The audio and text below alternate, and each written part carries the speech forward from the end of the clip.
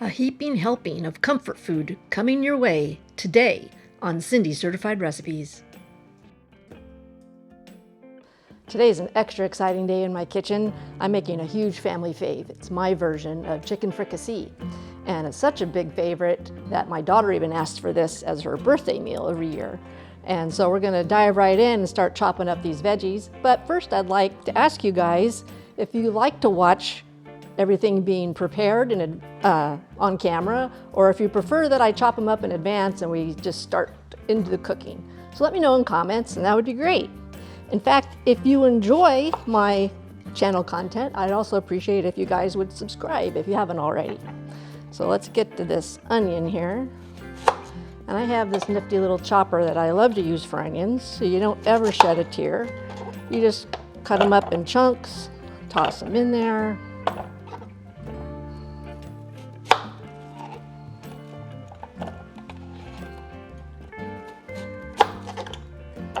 And I think this time too, I'm going to throw my garlic cloves in there. So there's 3 garlic cloves.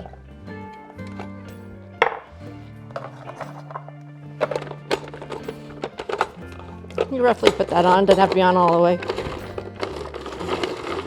Give it a whirl. It's old like me, so it needs to warm up. There we go. Just a few whirls. And it's just the way I want it. So we're going to dump that in this bowl.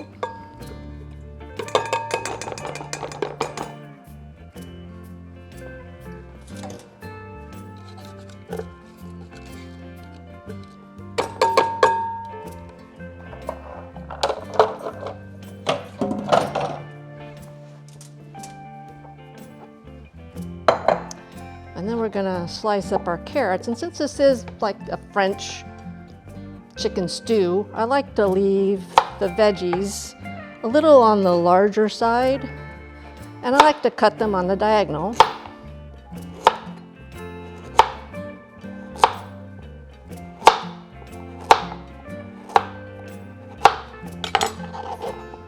And I have a lot of chicken here, which I'm gonna show you after I'm done with the veggies.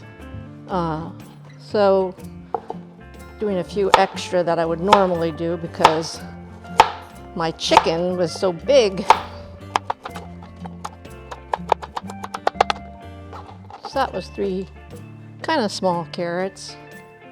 And then I have some celery here. Also gonna cut that on the bias.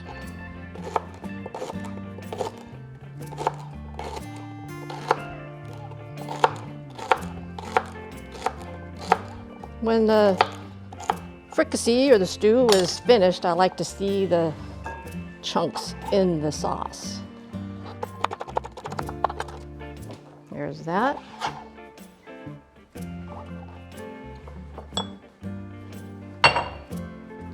And next we're gonna cut up some mushrooms. I'm gonna put them back in their own bowl here. I like to make them kind of on the chunky side.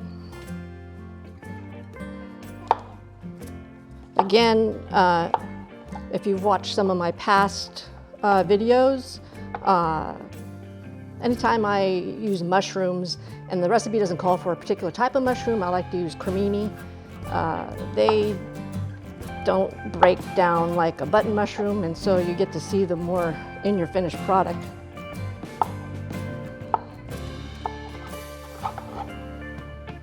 And this is just one small little carton of creminis. So don't make the slices too thin.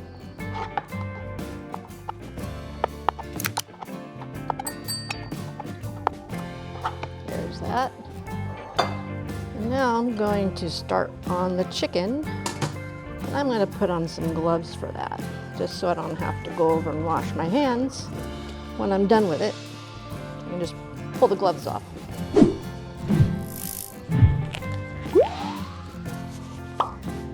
I want to show you guys. So I went to the store to get a chicken, and The times I've made this in the past, I've used just chicken breast or chicken thigh and leg combos. It's anything you want to use, and sometimes I'll take off the skin and sometimes I'll leave the skin on. You know, in the culinary world, taking the skin off is like a big, you know, no-no, but it's what you like. And I like both. Today we're leaving the skin on, but back to my story of the chicken. I went to the store to get a whole chicken, and I put this whole chicken in my cart, and it was $24 for that one chicken, and it's a brand new store that just opened that I went to their grand opening. And then I saw in their case they had the same brand of chicken on sale, and so each one of these halves was only $4, and they're huge. They're like turkey parts, so it's a lot of chicken, so I hope it fits in my pan. So we're gonna start chopping up that chicken. And I don't like to use the wings, so those are gonna go bye-bye.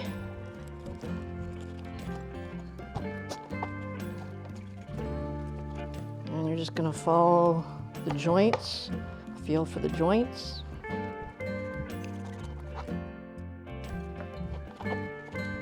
And this is, they just basically cut this chicken in half. So there's the backbone and a lot of skin and stuff I don't want. So I'm going to be separating that out.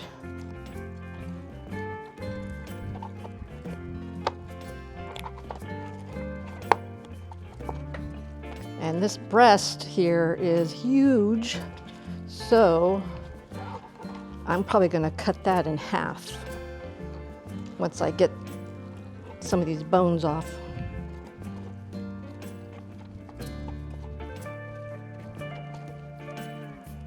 And if you like, you can save these bones and the wing that I cut off and make an outstanding stock. I happened to make a Mexican chicken lasagna the other day, and I boiled up some thighs. And so actually that's going to be my stock for this. Normally I just use stock from a bottle if I don't have some made. But yeah, you could definitely save these and put them in the freezer or use them later. Whatever you like. Or just pitch them. So see how big that is? We're gonna cut that in half.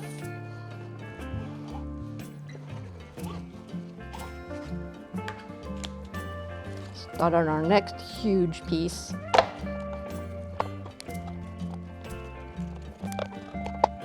Once again, I'm cutting out that wing. If you want to leave it in for your fricassee, feel free to do so.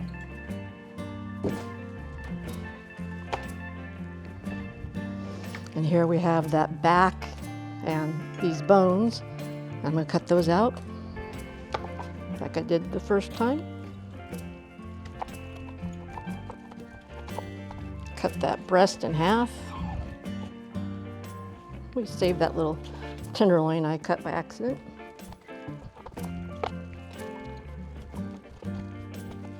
There we go. And there's more stock parts if you want to do that. Let me change knives and take off my gloves.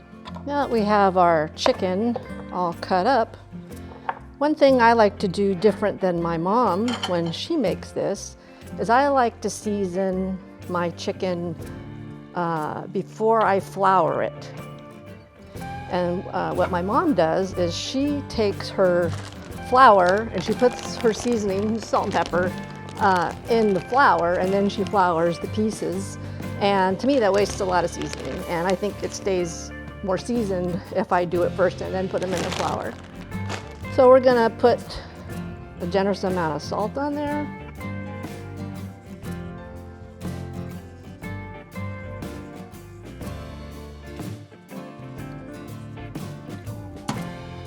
And some fresh cracked pepper.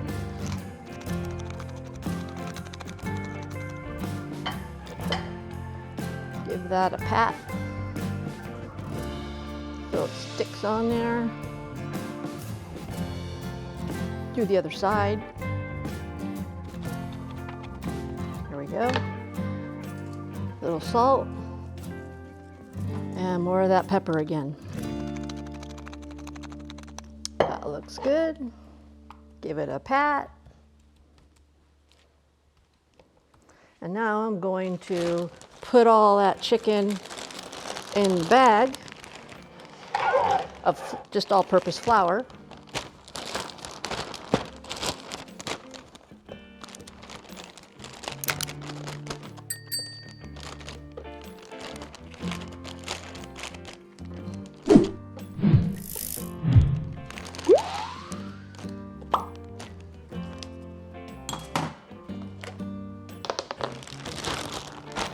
And this is a 2.5 gallon hefty bag with a zip top on it. And I like to buy these bags for all kinds of reasons, storing cut up watermelon, jobs like this. They come in really handy. And I'm just gonna give that a toss. Coat them all real good. And they're in there now real nice and coated. And we're gonna take all these ingredients over to the stove and get this going. When I flour meat or chicken that I need to brown, I like to use olive oil and butter. And I might have to add a little more as I go.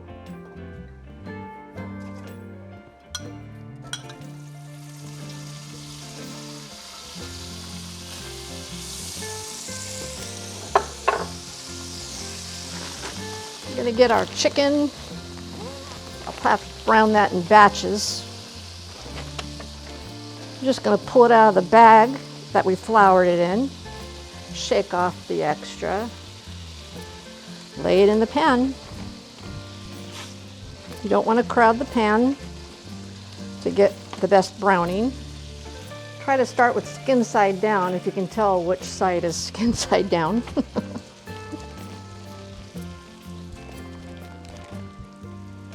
Okay, we'll start with those. Get those all nice and brown. And then add the extras as we go.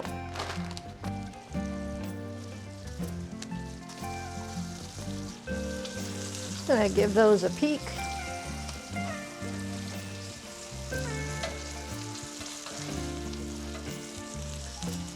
You see the brown you're looking for there.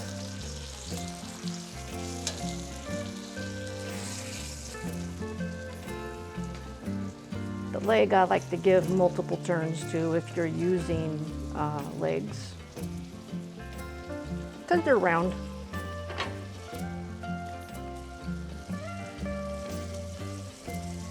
I give that a check because I got that heat up pretty high. That thigh there is looking pretty good, so have an extra plate sitting by so you can put your pieces on there when they're done browning.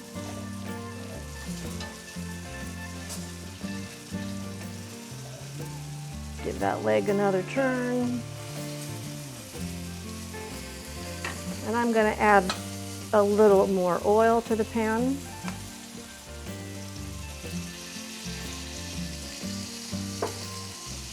And add in a few extra pieces of chicken.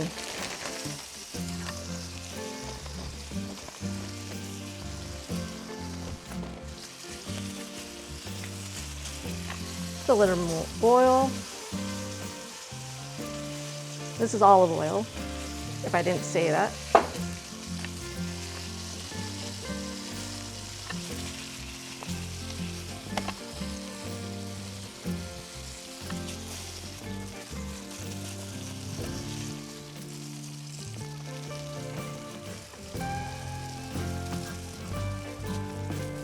That's all looking great.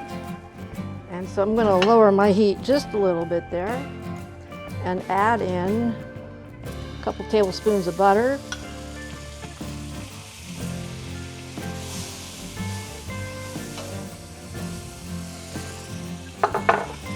We're going to start sauteing our mirepoix here with all those veggies we cut up earlier.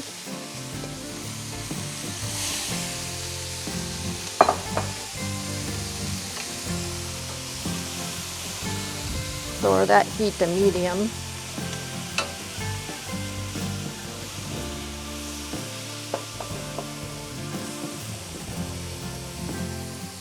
Once those cook down just a little bit, I'm going to add in the mushrooms.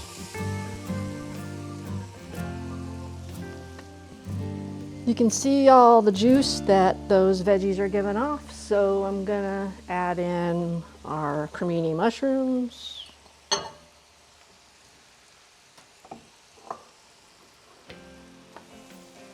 Give that a whirl. And we're going to cook that until the mushrooms have gotten a little soft.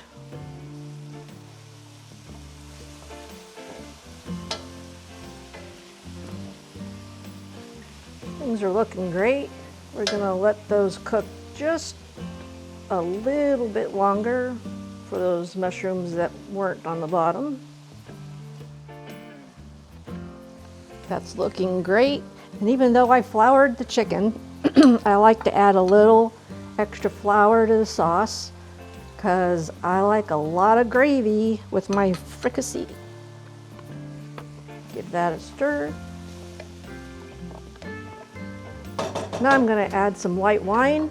It's about a half a cup to 3/4 a cup of white wine. Today I'm using a Gewürztraminer, and I apologize for that pronunciation.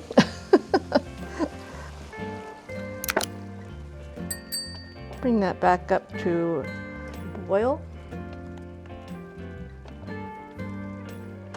Let that cook just a little bit, and then I'm going to add in that stock I made the other day. And it's okay if you don't have fresh made stock. I just happened to make that dish the other day where I made stock. So I would add a whole carton of chicken stock to this if you were buying the stock from the store, or broth. All right, I'm going to pour in my stock.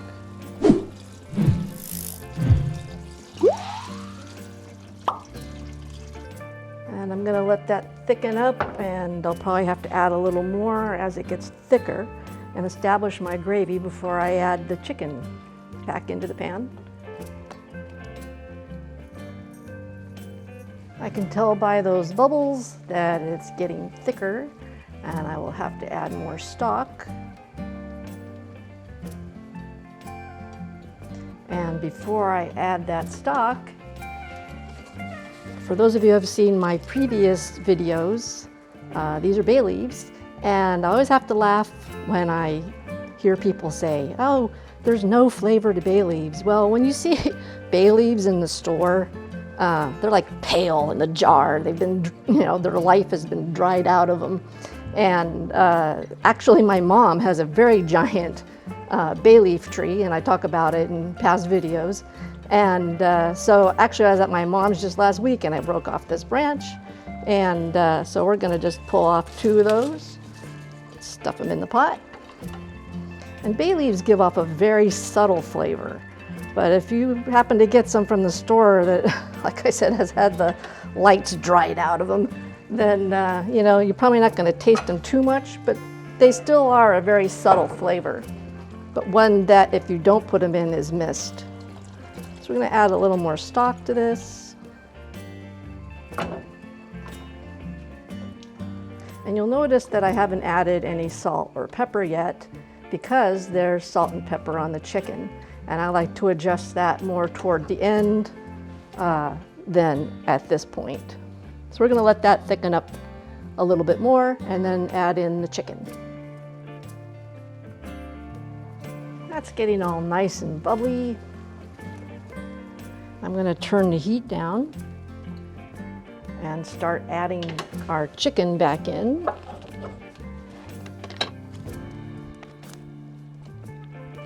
These are giant pieces, you guys.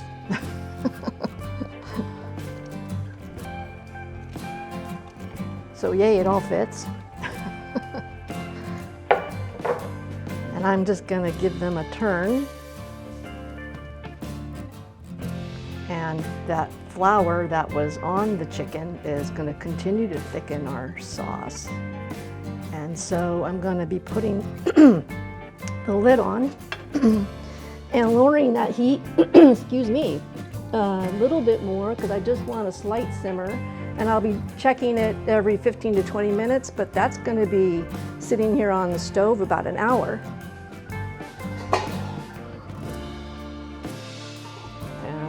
there it goes. We'll be checking back on that.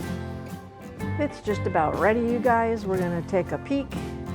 And that is looking really, really nice.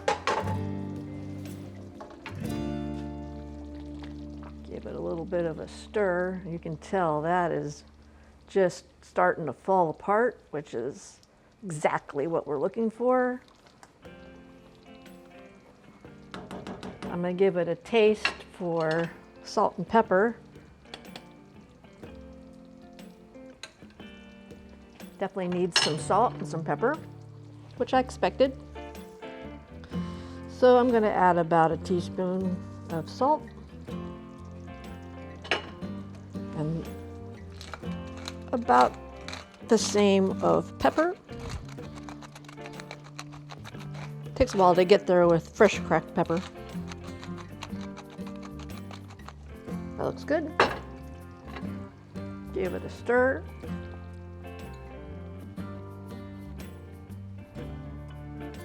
And I'm gonna turn off the heat and let my noodles finish up. And then we're gonna plate that up and give it a taste. Our fricassee is done, and I've plated some up in this really neat dish, and I have to taste it because it's just so good. I can hardly wait. And I want you guys to see the chicken. I put a piece of breast on here, breast meat, and I cooked some wide egg noodles, but since it is technically a French stew, it'd be good on mashed potatoes also. And so I'm gonna cut into that. And look at the chicken, you guys. It's just falling apart. It's super hot.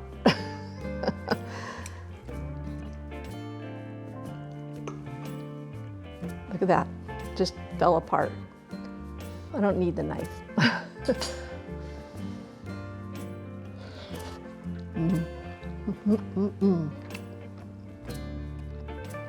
You guys are missing out. You're gonna have to make this. Your family is going to love it. Until next time, enjoy. The hardest part about this dish is knowing when to stop eating it. And as always, if it's time tested, top-notch ingredients, and the talk of the table, it's Cindy certified.